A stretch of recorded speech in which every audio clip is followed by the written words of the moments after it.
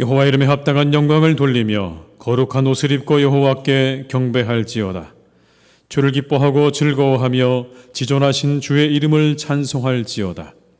하나님은 영이시니 예배하는 자가 영과 진리로 예배할지니라. 아멘.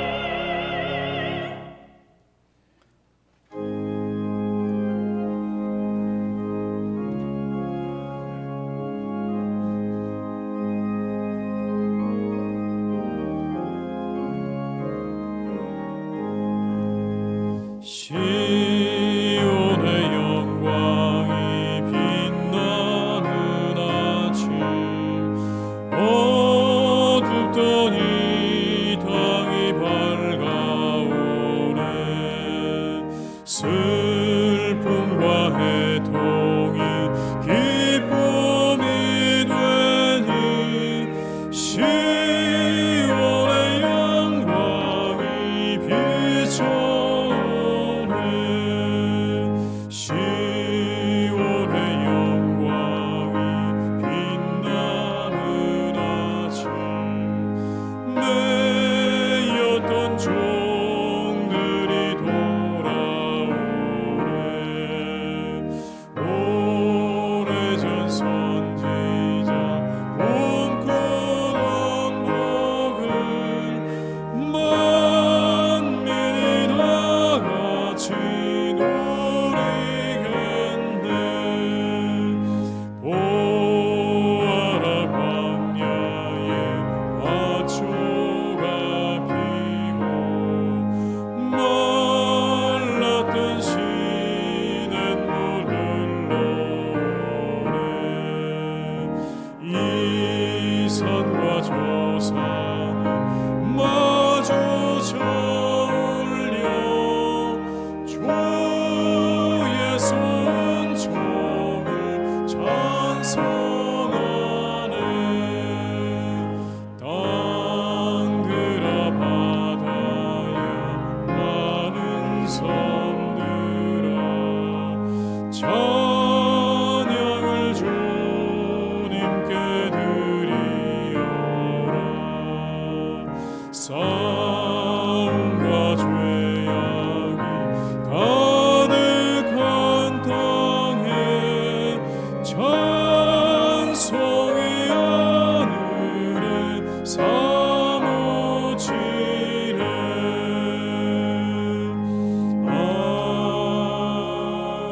아멘. 성시교독은 74번입니다.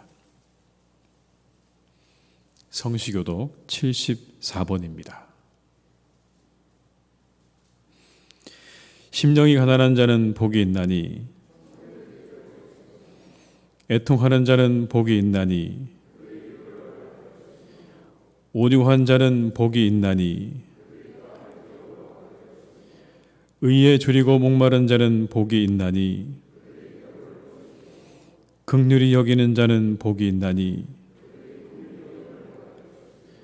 마음이 청결한 자는 복이 있나니 화평하게 하는 자는 복이 있나니 의를 위하여 박해를 받는 자는 복이 있나니 나로 말미암아 너희를 욕하고 박해하고 거짓으로 너희를 거슬러 모든 악한 말을 할 때에는 너희에게 복이 있나니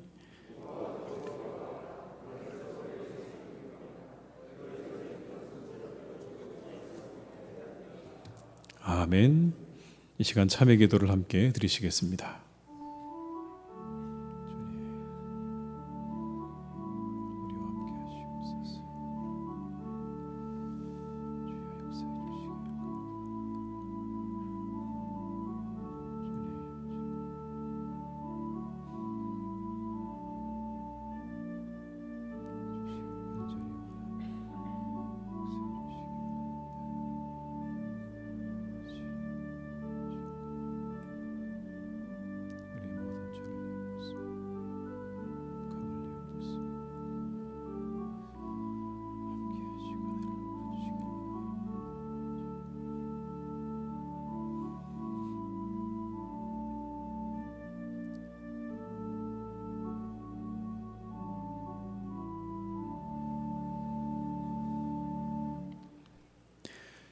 내 이름으로 일컫는 내 백성이 그 악한 길에서 떠나 스스로 겸비하고 기도하여 내 얼굴을 구하면 내가 하늘에서 듣고 그 죄를 사하고 그 땅을 고칠지라. 아멘. 나는 전능하신 아버지 하나님 천지의 창조주를 믿습니다. 나는 그의 유일하신 아들 우리 주 예수 그리스도를 믿습니다. 그는 성령으로 잉태되어 동정녀 마리아에게서 나시고 본디오 빌라도에게 고난을 받아 십자가에 못 박혀 죽으시고 장사된 지 사흘 만에 죽은 자 가운데서 다시 살아나셨으며 하늘에 오르시어 전능하신 아버지 하나님 우편에 앉아 계시다가 거기로부터 살아있는 자와 죽은 자를 심판하러 오십니다. 나는 성령을 믿으며 거룩한 공교회와 성도의 교제와 죄를 용서받는 것과 몸의 부활과 영생을 믿습니다. 아멘.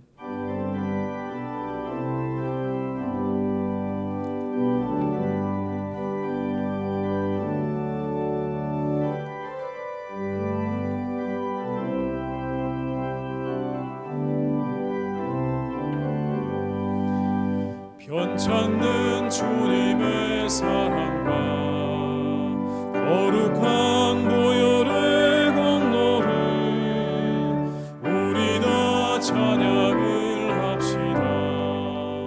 주님을 만나볼 때까지 예수는 우리를 깨끗게 하시는 유신이 그의 피 우리를 눈보다 더 희게 하셨네. 우리를 깨끗게 한 피는 무궁한 생명의 물일새 생명의 구원을 받은 자 하나님 찬양을 합시다. 예수는 우리를 깨끗게 하시는 유신이 그의 피 우리를 눈보다 더 희게 하셨네. 주님의 거룩한 보혈을 날마다 입으로 간증해 담대히 싸우며 나가세. 천국에 들어갈 때까지 예수는 우리를 깨끗게 하시는 유신이 그의 피 우리를 눈보다 더 희게 하셨네. 십자가 단단히 붙잡고 날마다 이기며 나가세. 머리에 면류관 쓰고서 주 앞에 찬양할 때까지 예수는 우리를 깨끗게 하시는 유신이 그의 피 우리를 눈보다 더 희게 하셨네.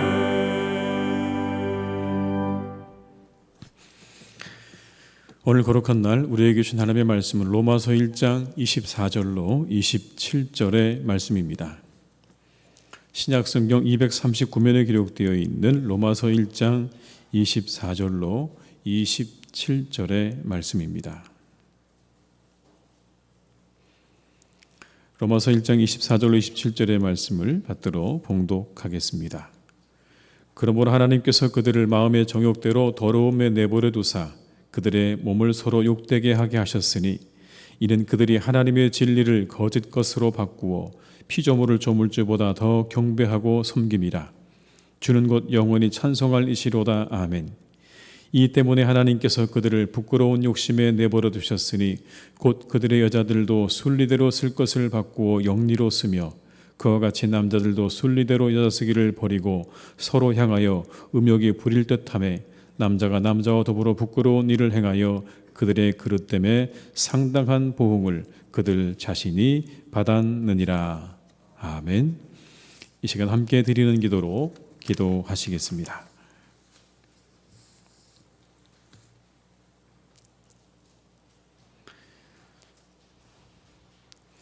거룩하신 우리 주 하나님, 이렇게 복되고 아름다운 주일을 허락하여 주심에 감사를 드립니다.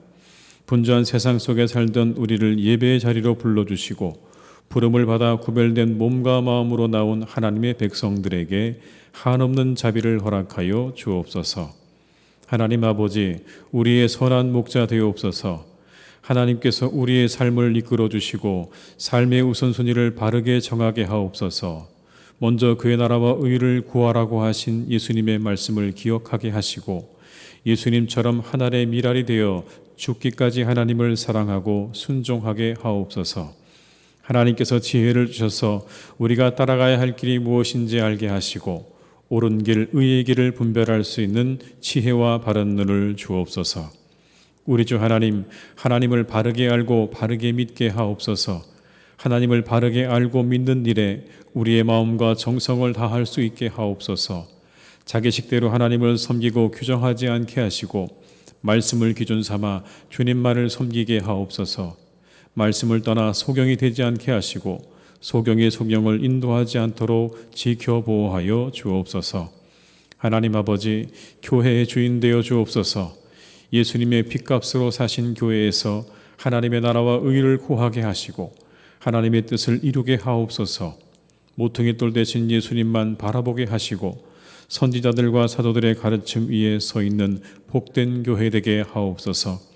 교회에서 즐거워하고 기뻐하며 감사하는 은혜를 허락하여 주시고 웃음꽃이 활짝 피어나는 교회 되게 하옵소서. 하나님 아버지, 우리나라를 지켜주옵소서. 주께서 세우신 이 나라가 하나님의 주권을 인정하게 하옵소서. 경제와 교육과 문화와 국방이 하나님의 뜻에 합당하게 바로 세워지게 하시고 공의롭고 복된 나라 되게 하옵소서. 우리나라 위정자들과 리더들이 요셉처럼 하나님을 경외하는 자들이 되게 하시고 국민을 선한 길로 이끄는 자들을 되게 하옵소서. 코로나19의 현장에서 환자들을 치료하며 감염의 위험 속에서도 자신들의 소명을 다하는 의료진들과 각 기관의 공무원들에게 힘을 주시고 지켜 보호하여 주옵소서. 우리나라가 주의 날개 아래에서 평안을 누리게 하옵소서. 하나님 아버지, 우리를 보호하여 주옵소서. 변형된 인도발 델타 변이 바이러스가 세계 각국의 방역망을 뚫고 확산하고 있습니다. 전능하신 치료의 하나님께서 모든 바이러스를 막아 주옵소서. 우리의 무지와 무능력으로는 감당할 수 없사오니 우리를 불쌍히 여겨 주옵소서. 성전을 사모하는 성도들에게 선한 힘이 넘치게 하시고 성전에 나와 하나님께 영과 진리로 예배드릴 때 놀라운 기적이 있게 하옵소서. 몸과 마음이 아픈 환우들에게 공의로운 해가 떠올라 치료하는 광선을 비추게 하시고 깨끗하게 나음을 입고 하늘 소망 바라보며 살게 하옵소서. 예배드리는 이 시간 예배의 주인이신 하나님께서 홀로 영광 받으시고 한없는 은혜를 내려 주옵소서. 마음이 상한 자가 고침을 받는 예배, 포로된 자가 자유를 얻는 예배, 성령 충만한 예배 되게 하옵소서. 예수님의 이름으로 기도드립니다. 아멘.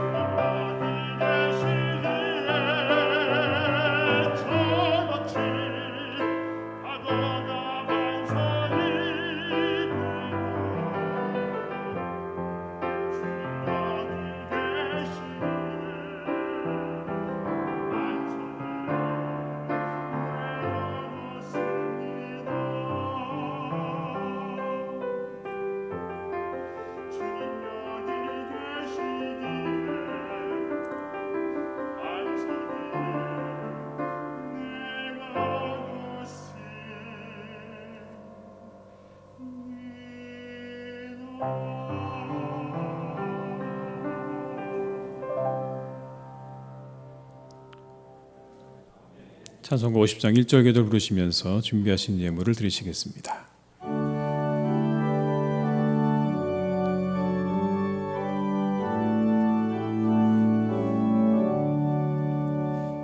내게 있는 모든 것을 아낌없이 드리네. 사랑하고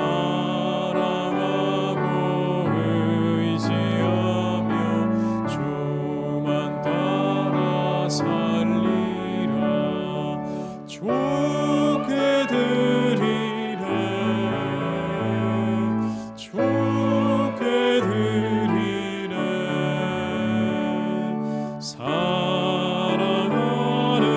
구주 앞에 모두 드리네. 내게 있는 모든 것을 겸손하게 드리네.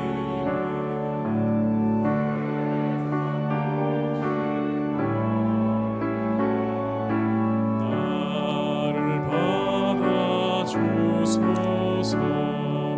좋게 드리네.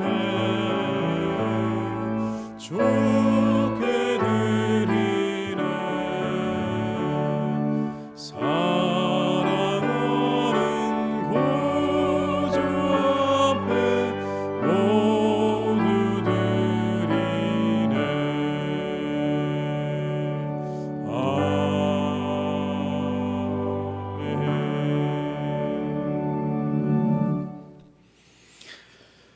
하나님 아버지 감사드립니다.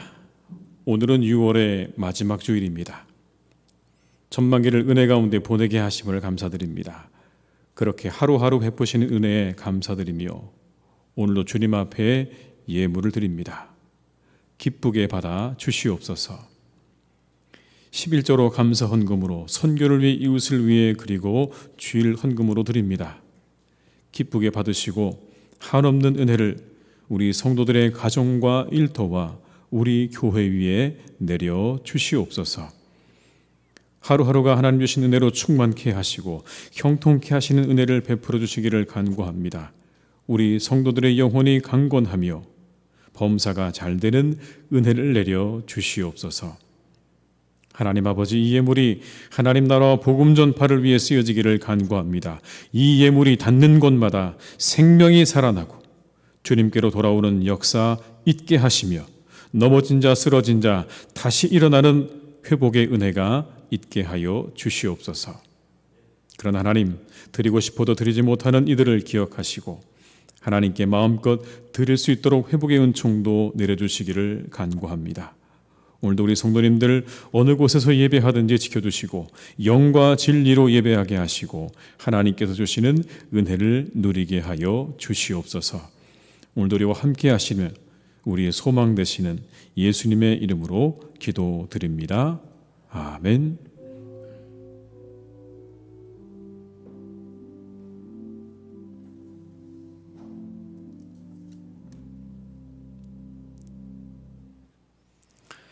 교회 소식을 말씀드리겠습니다. 6월은 호국보훈의 달입니다. 계속해서 나라를 위해서 충성하시는 분들을 위해서 기억하면서 국가와 민족을 위해 기도해 주시기를 바랍니다.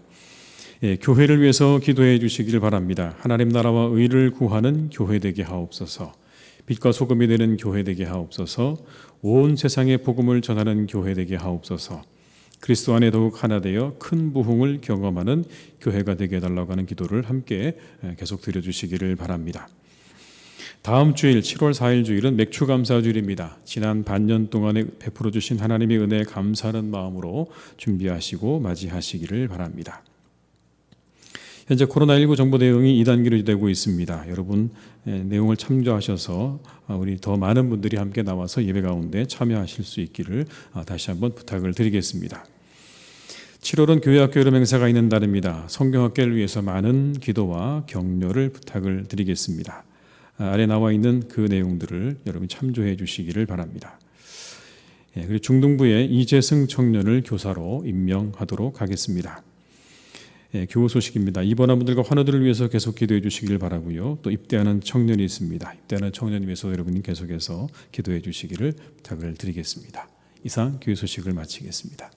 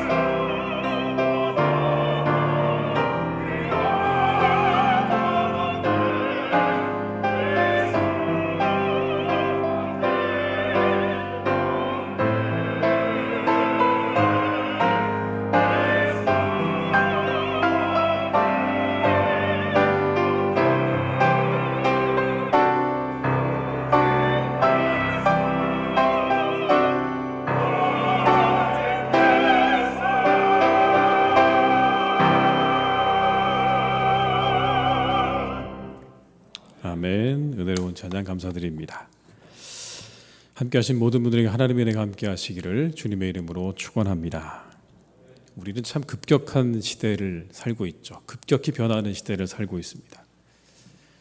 언제나 이 급격한 변화는요, 삶의 새로운 기준을 제시합니다. 이 코로나를 지내는 가운데 우리가 가지게 된 기준이 하나 있지 않습니까? 바로 여러분이 쓰고 계시는 마스크. 아마 아무도 여러분 이렇게 누군가 마스크가 우리의 삶의 기준이 될 줄은 몰랐을 겁니다.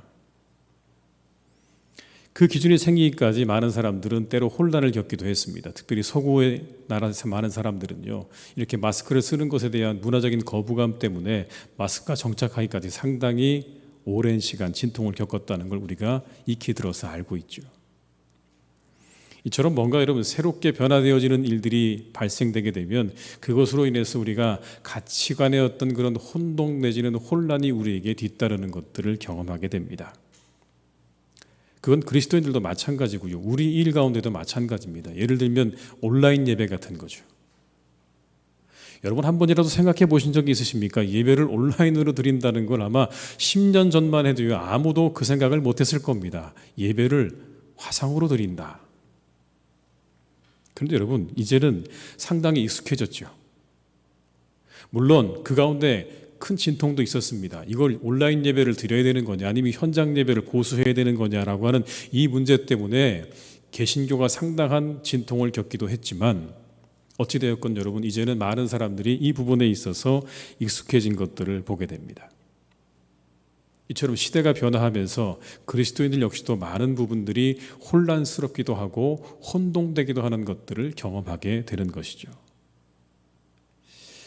시대의 변화가 가져다주는 혼란과 혼돈, 여전히 여러분 우리 앞에는 많은 그런 혼란과 혼돈들이 있죠. 최근에 한 국회의원이 평등 법안이라는 걸 발의했습니다. 평등 법안. 지난 2020년에 정의당의 한 국회의원이 대표 발의했던 차별금지 법안의 연장이라고 볼 수 있습니다.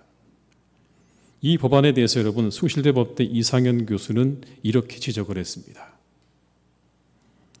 남성, 양성 중심의 법과 사회 질서에 정면으로 충돌하는 그밖에 알 수 없는 성을 도입하며 성적 지향, 성별 정체성, 가족 형태 등을 차별금지 사유로 도입하고 법 적용 대상으로 교육 영역을 포함한 모든 영역으로 규정한 점, 결과적 불평등을 간접 차별로 규정한 점, 멸시, 모욕 또는 두려움을 야기하는 부정적 언급의 표시를 정신적 고통 야기로 괴롭힘으로 보아 인권위원회의 차별 시정 대상으로 놓은 점 등은 적절하지 않다.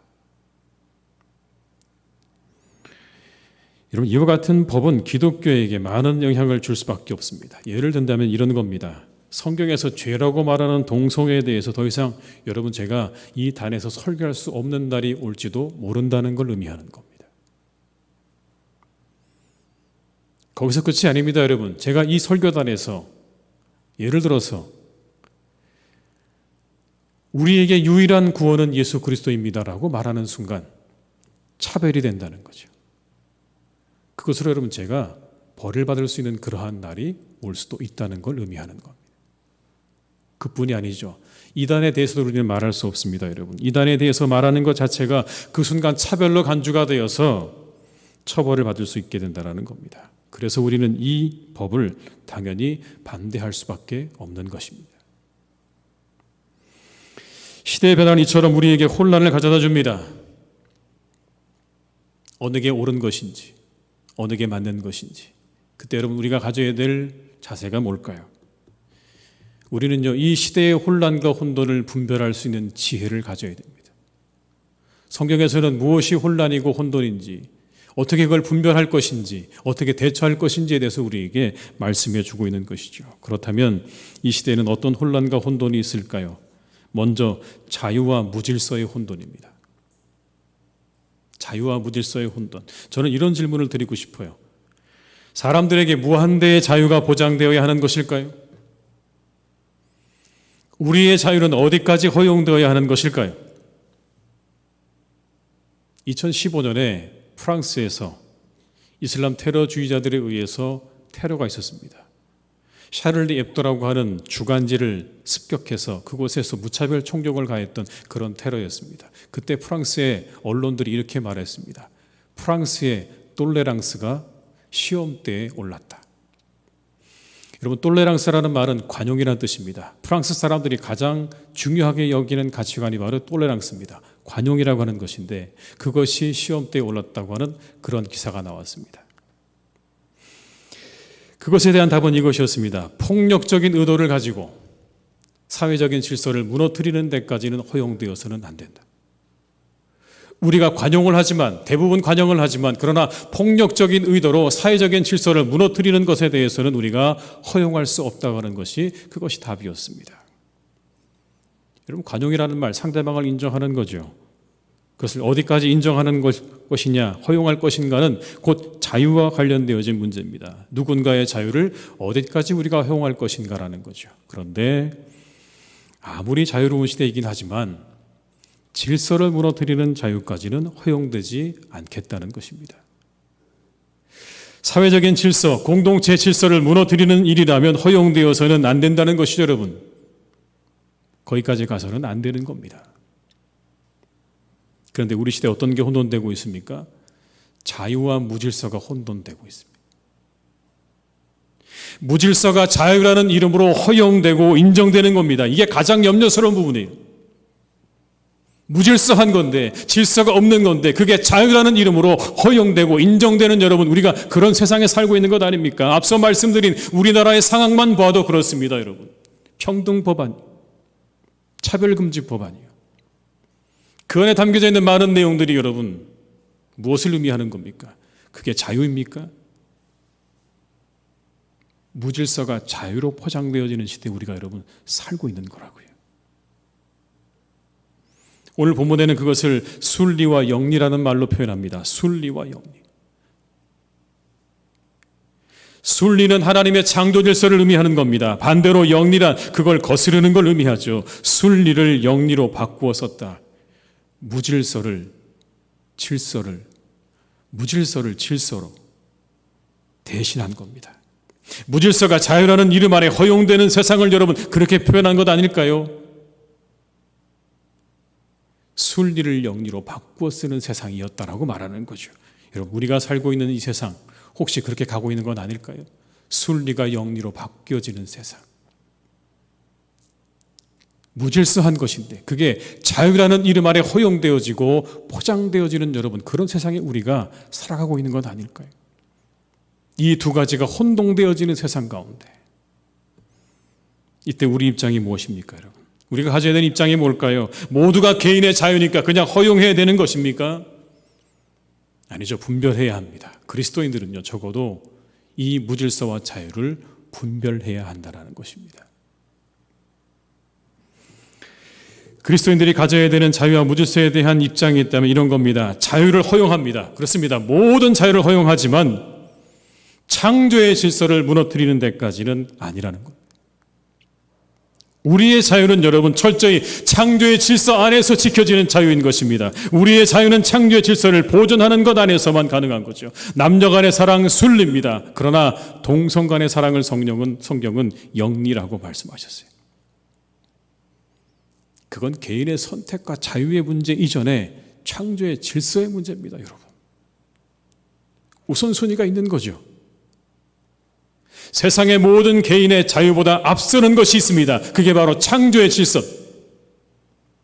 세상의 모든 사람들의 개개인의 질서보다, 그 개인의 자유보다 창조의 질서, 그것이 더 앞선다는 겁니다, 여러분. 절대로 개인의 자유가 창조의 질서를 앞설 수 없고 앞서서도 안 된다는 것입니다. 성경은 그것을 우리에게 말씀하는 거죠. 그것을 깨트리는 자유는 잘못입니다. 이것은 기독교 신앙을 넘어서서 창조된 피조물로서 우리가 가져야 될 마땅한 자세인 겁니다. 이것이 우리의 기존입니다. 모든 것이 자유하지만 그러나 창조의 질서를 깨는 데까지는 아니라고 하는 그러한 입장을 우리는 분명히 가져야 할 줄로 믿습니다. 지난 4월에 여러분 세계 기후 정상회의가 있었습니다. 개막 연설을 누가 했냐면 조 바이든 미국 대통령이 했습니다. 기후 변화를 이렇게 불렀어요. 실존적인 위기다. 실존적인 위기다. 그리고 이걸 막기 위해서 지금 우리는 행동해야 한다고 강조했습니다. 그리고 이걸 이야기했죠. 2030년까지 2005년 대비 배출가스를 절반으로 낮추겠다라고 그렇게 선언을 했습니다. 온 세계가 공감하는 부분입니다. 이제 지구온난화는요, 피조세계에 심각한 위협이 되었습니다. 그 심각한 위협의 첫 번째 이유가 탄소 배출이라는 거, 누구나 다 이의를 제기할 사람이 아무도 없습니다. 그것 때문에 지구온난화가 왔고 우리가 이와 같은 어려움들을 겪고 있는 거죠. 그렇다면 탄소 배출의 주된 이유가 뭡니까? 원인이 무엇입니까? 이런 것들이래요.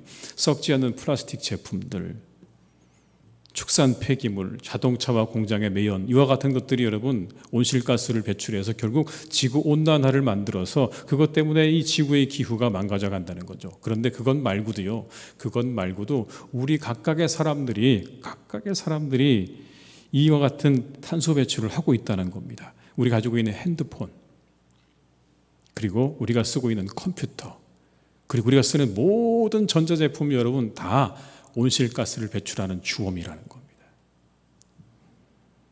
그래서 탄소 발자국이라는 말을 하잖아요. 탄소 발자국. 개인이나 단체가 직간접적으로 발생시키는 온실기체의 총량을 말해서 탄소 발자국이라고 말하는데, 여러분 우리가 다 그렇게 탄소를 지금도 배출하고 있는 거라는 겁니다. 이런 것들이 만들어낸대요. 여러분 한번 얼마나 해당되는지 생각해 보십시오. 물을 틀어놓고 양치나 세수, 샤워를 한다. TV를 하루 종일 시청한다. 냉장고를 자주 열었다 닫았다 한다. 빈 방에도 불을 켜놓는다. 걸어갈 수 있는 가까운 거리도 차를 타고 이동한다. 핸드폰으로 하루 종일 게임을 하며 손에서 놓지 않는다. 에어컨이나 보일러를 하루 종일 틀어놓는다. 계단을 이용할 수 있음에도 엘리베이터를 매번 사용한다. 여러분, 이와 같은 일들이 우리로 하여금 탄소 배출을 하게 한다는 거예요. 아마 속으로 이곳에 계신 분들 가운데 너무한 거 아닌가? 그럼 우리 어떻게 살라고? 아마 그런 마음이 드셨을 수도 있습니다. 그런데 여러분, 이 개인의 자유를 침범한다고 생각하는 이 일에 대해서 우리가 깊이 생각해 봐야 할 때가 된 겁니다. 그동안 우리가 누려온 자유와 편리함이 우리의 미래를 불투명하게 만들고 있기 때문에 그렇습니다. 우리의 자유는 무한대가 아니라고 성경은 말씀합니다. 성경은 이렇게 말씀하세요. 모든 것이 가하나 모든 것이 유익한 것이 아니고, 모든 것이 가하나 모든 것이 덕을 세우는 것이 아니다. 여러분, 고린도전서 10장 23절의 말씀입니다. 모든 것이 가하나 모든 것이 유익한 것이 아니고, 모든 것이 가하나 모든 것이 덕을 세우는 것이 아니다. 여러분, 이게 그리스도인의 자유의 한계입니다. 다 가능한 겁니다. 다 가능하지만 그러나 어디까지요? 유익하지 않으면, 덕을 세우는 게 아니면 우리의 자유는 거기까지라고 성경이 분명하게 우리의 자유의 한계를 말씀해 주고 있는 겁니다. 거기까지인 거예요. 성경은 무한대의 자유를 말씀하지 않습니다. 인간에게 무한대의 자유를 말씀하지 않아요. 성경은요, 책임 있는 자유를 말씀하고 있어요. 그것이 유익이 된다면, 덕이 된다면 거기까지 우리가 자유를 누릴 수 있지만 그 이상은 아니라고 분명하게 우리에게 말씀하고 있는 거죠. 종교개혁가 마틴 루터는 그래서 그리스도인의 자유라는 책에서 이렇게 말했습니다. 그리스도인은 전적으로 자유로운 만물의 주이며 아무에게도 예속되어 있지 않다. 그리스도인은 전적으로 충실한 만물의 종이며 모든 사람에게 예속되어 있다. 그리스도의 자유의 한계를 분명하게 말해주는 그러한 부분입니다, 여러분. 그 자유는요, 예수님께서 친히 보여주셨어요.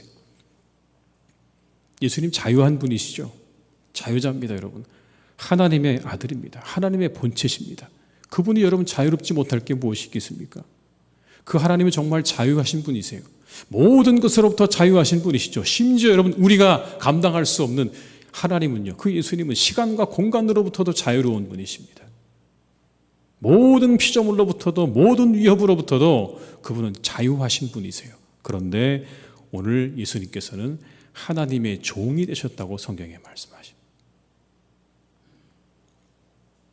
완전한 자유자이신 예수님께서 하나님의 종이 되셨다는 겁니다. 모든 것으로부터 자유한 분이셨지만, 그러나 무엇 때문에? 그 사랑 때문에, 인간들을 향한 사랑 때문에 그 예수님께서는 여러분 자신의 그 자유를 그 사랑에 예속시키셨다는 그런 의미인 거죠. 예수님의 사랑이, 그 사랑 아래 예수님의 자유가 그 아래 있었다고 성경은 말씀하는 겁니다. 모든 것으로부터 자유하지만 하나님께는 종이 되는 자유, 그걸 우리에게 보여주셨습니다.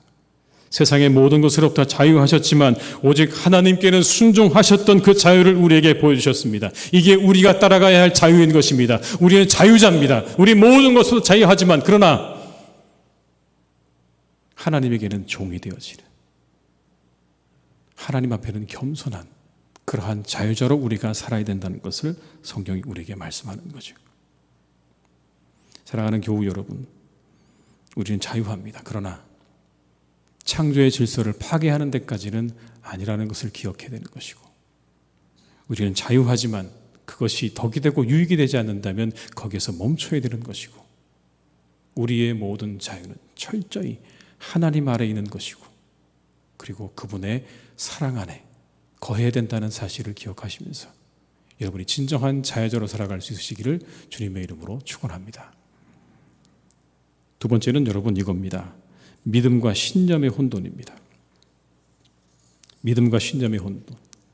모든 게 다 자기 식대로잖아요, 여러분. 그렇죠? 다 자기 식대로 하시잖아요. 모든 기준이 다 나죠. 모든 사람들이 다 기준을 가지고 있습니다. 그런데 여러분, 기준 가지고 있는 게 잘못인 거예요? 문제는 아니에요. 다 각자의 기준이 있는 거죠, 여러분. 내가 가지고 있는 기준대로 살아가는 거예요. 그런데 세상을 자신의 기준에 맞추려고 하는 게 문제죠.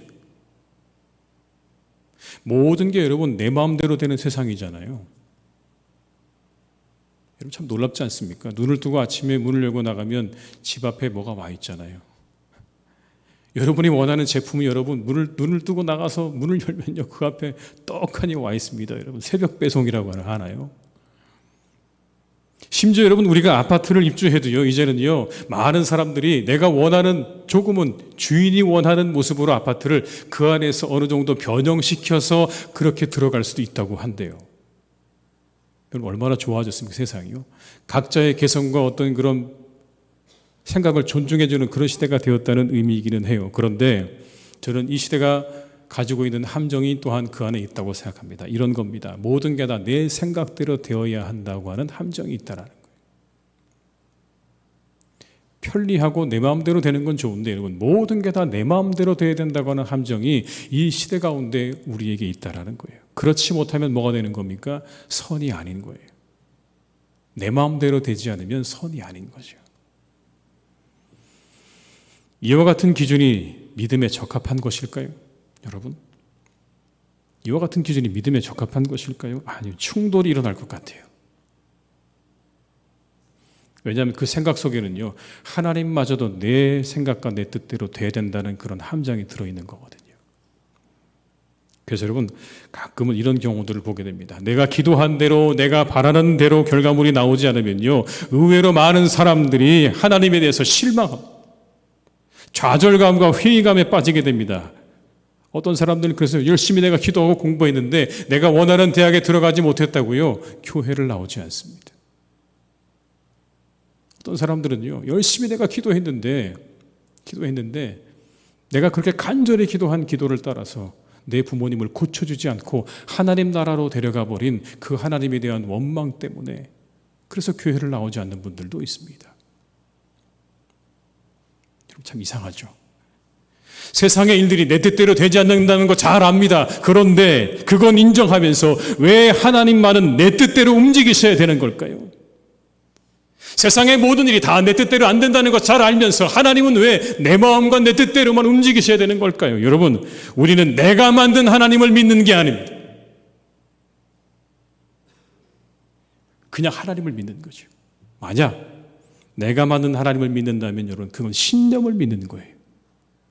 신앙이 아니고요, 그건 신념을 믿는 거라고요. 그렇게 돼야만 한다고 하는 여러분의 신념을 믿는 것이지 진정한 믿음이 아니라는 것입니다. 여러분, 믿음은 하나님을 있는 그대로 받아들이는 겁니다. 있는 그대로 받아들인다는 건 우리에게 일어나는 모든 일들을 그대로 받아들이고 수용할 줄 아는 걸 말하는 겁니다. 여러분,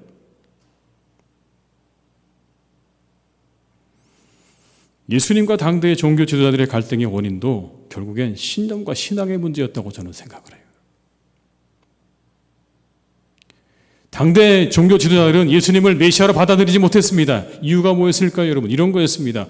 어떻게 나사렛이라고 하는 동네에서 메시아가 날 수가 있는, 저 가난한 목수의 아들, 그 목사의 아들이 어떻게 예수가 메시아가 될 수 있는가?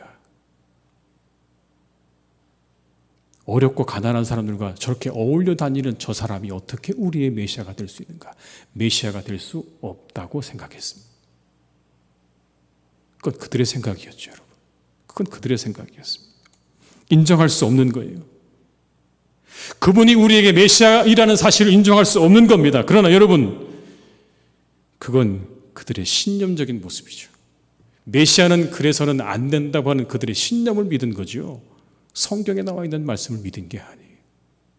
적어도 자신들의 생각 속에 그려져 있는 그 메시아에 대한 상에서 벗어나 있는 예수님에 대해서 인정하지 못한 것이지, 여러분. 그 예수님을 받아들이지 못한 겁니다. 그러나 예수님 어떻습니까? 우리에게 믿음을 보여주셨어요. 당대의 종교 지도자들이 신념을 보여줬다고 한다면 예수님은 우리에게 믿음을 보여주셨습니다. 예수님 마국간에서 태어나셨어요. 가난한 목수의 집안에서 자라나셨어요. 가난하고 소외된 사람들과 함께 하셨어요. 그리고 십자가에서 생을 마감하셨어요. 그 모든 걸 다 받아들이셨어요. 누가요? 하나님의 아들께서. 이게 믿음의 차원이라고 말씀하는 겁니다. 여러분 생각해 보세요. 예수님의 인생 가운데 보통 사람들이 원하는, 나는 좀 그렇게 되고 싶다고 하는 것을 이루신 일이 여러분 과연 얼마나 있었을까요? 이 신념과 신앙의 차이가 뭘까요, 여러분? 믿음은 성경으로부터 나오는 겁니다. 그러나 신념은 자신으로부터 나오는 거죠. 성경에 기초한 신앙을 가져야 되는 이유입니다. 그렇지 못하면 우리의 신앙은 신념이 되기가 쉽기 때문에 그렇습니다. 신념은 세상을 내 뜻대로 바꾸려고 합니다. 내 신념대로 조종하려고 하죠. 그러나 신앙은요, 하나님의 뜻을 나를 맞추는 겁니다. 신념은 하나님마저 내 틀 안에 맞추려고 하지만 신앙은 하나님 안에 내가 거하는 겁니다. 그 안에 거하면서 하나님과 함께 호흡하는 게 신앙이죠. 하나님을 내 뜻과 내 생각에, 내 틀 안에 자꾸 가두려고 하는 이 모든 신앙은요, 신념적인 신앙인 겁니다. 결국 신념에 기초한 신앙은 우리를 실망과 좌절로 이끌어갑니다. 왠지 아십니까? 모든 것은 결국 하나님의 뜻대로 이루어지기 때문에 그렇습니다. 모든 건 다 하나님의 뜻대로 이루어지게 되어 있습니다. 그런데 내 뜻대로 이루어지기를 바라는 마음이 결국 하나님의 뜻대로 이루어지는 그 일과 부딪혀서 여러분, 그 사람은요, 좌절하고 낙심할 수밖에 없는 거죠. 하나님을 내 편으로 만들려 해서는 안 됩니다. 그냥 하나님 편에 서시면 되는 거예요. 하나님을 내 편으로 만들려고 하다 안 되니까 그래서 뭐라고 말합니까? 내가 시험 들었다고 말하는 거죠. 성경이 언제 하나님을 당신 편으로 만들려고 그렇게 말씀하시던가요? 하나님 편에 서면 되는 겁니다, 여러분. 하나님을 여러분의 편으로 만들려고 하지 마세요.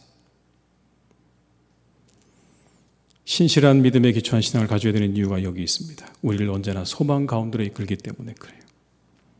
하나님 편에 소망이 있습니다. 하나님 편에 생명이 있고 하나님 편에 은혜가 있습니다. 우리는 하나님 편에 서야 할 줄로 믿습니다. 여러분, 그렇게 신념의 사람이었다가 신앙의 사람이 된 사람이 있습니다. 바로 바울이죠. 신념에 가득 찬 사람이었어요. 그런 그가 다메섹에서 예수님을 만난 후에 그의 눈에서 비늘이 벗겨졌다고 성경은 말씀합니다. 비늘이 뭘까요? 종교적인 신념인 거죠. 예수 그리스도를 믿는 자들을 죽여야 된다고 하는 종교적인 신념에 사로잡힌 그의 눈에 그 비늘을 하나님께서 벗겨주신 겁니다. 근데 그 비늘이 벗겨지고 난 다음에 그의 고백을 한번 보십시오. 디모데전서 1장 13절에서 15절의 말씀입니다. 한번 같이 읽어볼까요? 내가 전에는 비방자요 박해자요 폭행자였으나 도리어 긍휼을 입은 것은 내가 믿지 아니할 때 알지 못하고 행하였습니다. 우리 주의 은혜가 그리스도 예수 안에 있는 믿음과 사랑과 함께 넘치도록 풍성하였도다. 믿보다 모든 사람이 받을 만한 이 말이여. 그리스도 예수께서 죄인을 구원하시려고 세상에 임하셨다 하였도다. 죄인 중에 내가 괴순이라. 비늘 벗겨지기 전에 여러분, 신념에 사로잡혔을 때는 어떤 사람이었습니까? 자신을 이렇게 얘기합니다. 비방자요 박해자요 폭행자라고. 주님을 만나고 난 다음에 그는 자신을 이렇게 말하죠. 죄인 중에 내가 괴수입니다. 스스로 자기 의가 가득했던 이가 스스로를 죄인 중에 괴수라고 고백하죠. 믿음의 사람이 된 증거입니다. 믿음의 사람이 된 증거는요, 은혜의 각성에 있습니다. 내가 얼마나 큰 은혜를 받았는가를 깨닫는가, 깨닫지 못했는가. 여러분, 여기에 우리가 신념의 사람으로 남아있을 것이냐, 아니면 믿음의 사람이 될 것이냐 를 좌우하는 기준이 바로 여기 있다라는 겁니다. 우리 사랑하는 모든 교우들께서 신념으로 자신의 의를 이루려는 것을 버리시기 바랍니다. 믿음으로 하나님의 뜻을 이루기 원하는 겸손함을 가지고 살아가시기를 주님의 이름으로 축원합니다. 신념과 믿음을 혼돈하지 마십시오. 믿음의 사람들이 되시길 바랍니다. 이것이 우리에게 주는 이 시대의 혼란들입니다. 그런데 여러분, 이 시대의 혼란들에 우리가 잘못 따라가게 되면 그 혼돈은 반드시 우리를 어디로 이끌 것이냐면 우리를 죄 가운데로 이끈다고 성경은 가르치십니다. 혼란과 혼돈 속에 우리가 자칫 잘못하면 우리는 죄로 가게 될 것이다. 그리고 그 마지막에 여러분, 오늘 본문에는요, 우리에게 한 가지 하나님께서 주시는 형벌이라고 할까요? 저주를 우리에게 말씀합니다. 이렇게 말씀하세요. 내버려 두었다고 말씀하십니다. 2번 반복하고 계시죠. 내버려 두셨다. 그냥 그 상태 그대로 내버려 두셨다. 우츠무라 간조는 이런 이 글을 썼습니다. 하나님에게 저주가 있다면 그건 질병도 실패도 배신도 아니다. 질병, 실패, 배신이 하나님의 저주가 아니래요. 이게 저주래요. 첫째, 하나님이 믿어지지 않는 게 저주다. 두 번째, 성경을 읽어도 요절을 읽어도 외워도 성경을 아무리 많이 알아도 하나님 말씀을 들어도 그 속에서 하나님의 음성이 들리지 않는 것이 저주라고 했습니다. 성경은 여러분 지식적인 책이 아닌 거예요. 이건 하나님의 음성인 겁니다. 이 말씀 속에서, 설교 속에서 하나님의 음성을 듣지 못하는 그 사람, 저주받은 사람. 세 번째가 뭔지 아십니까, 여러분? 감사하는 마음이 없는 사람. 감사의 마음이 없고 늘 마음 가운데 원망과 불평만 가득한 사람이 저주받은 사람이다. 여러분, 그 사람들이 오늘 성경에 나오는 버려진 자들이 아닐까요? 그냥 하나님께서 그 상태로 그대로 둔 사람들. 말씀이 들리지 않고 감사가 생기지 않는 그 상태 그대로 둔 여러분, 그 영혼이야말로 하나님으로부터 저주받은 영혼이라고 말씀하고 있는 것이죠. 이 혼란과 혼돈의 시대 가운데 우리 사랑하는 교우들께서 저는 믿음의 사람들이 되시기를 주님의 이름으로 축원합니다. 잘 분별하는 지혜를 가지고 하나님께서 기뻐하시는 사람들로, 그리고 하나님의 그 은혜에 반응하는 사람들로, 그리고 하나님께서 우리에게 주신 그 은혜를 가지고 기뻐하고 감사할 수 있는 그런 사람들로 살아가시는 신앙의 사람들이 되시기를 주님의 이름으로 축원합니다. 기도하시겠습니다.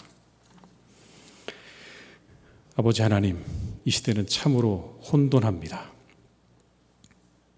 자유와 무질서가 혼돈한 가운데 있고 신념과 신앙이 혼돈한 가운데 있습니다.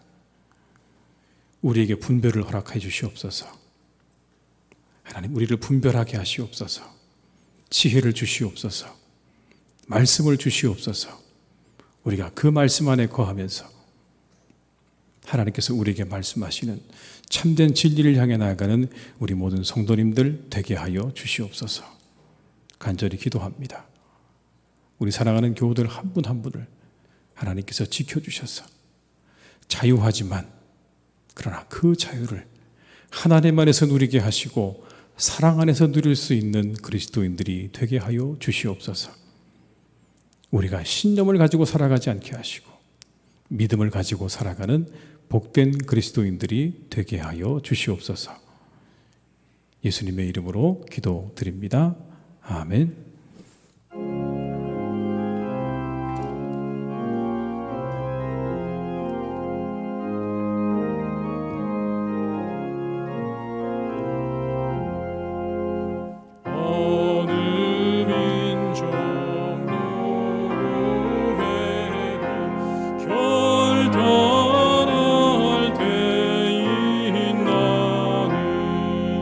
장광 어진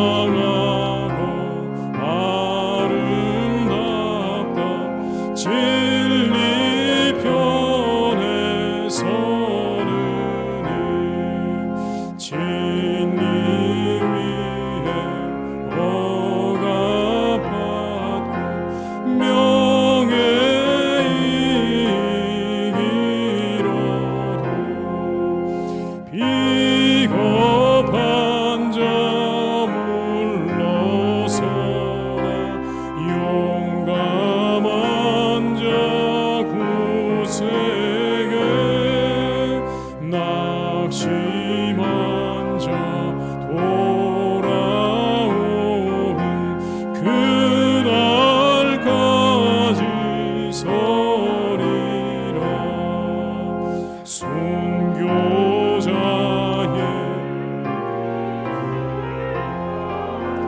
주의 뒤를 쫓아서 십자가를 등에 지고 암만 향해 가리라. 새 시대는 새 사명 우리에게 주나니 진리 따라 사는 자는 전진하리 언제나. 악이 비록 성하여도 진리 더욱 강하다. 진리 따라 살아갈 때 어려움도 당하리. 우리 가는 그 앞길에 어두운 장막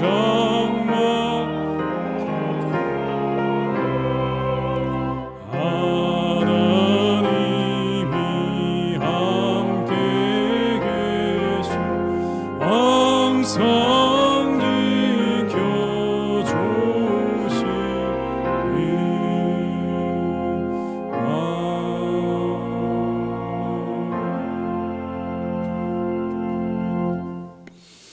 지금은 우리 주 예수 그리스도의 은혜와 아버지 하나님의 크신 사랑하심과 성령님의 교통하심이 인도하시는 은혜가 이 시간 하나님 앞에 예배하며 우리가 자유자이지만 그 자유를 하나님 안에서 사랑 안에서 그 안에서 누리기 원하기를 다짐하며 세상으로 나아가는 우리 모든 교우들과 가정과 일터 위에 그리고 사랑하는 우리 교회 위에 나라와 민족 위에 온 열방 위에 이제와 영원토록 함께 하시기를 간절히 축원하옵나이다. 아멘.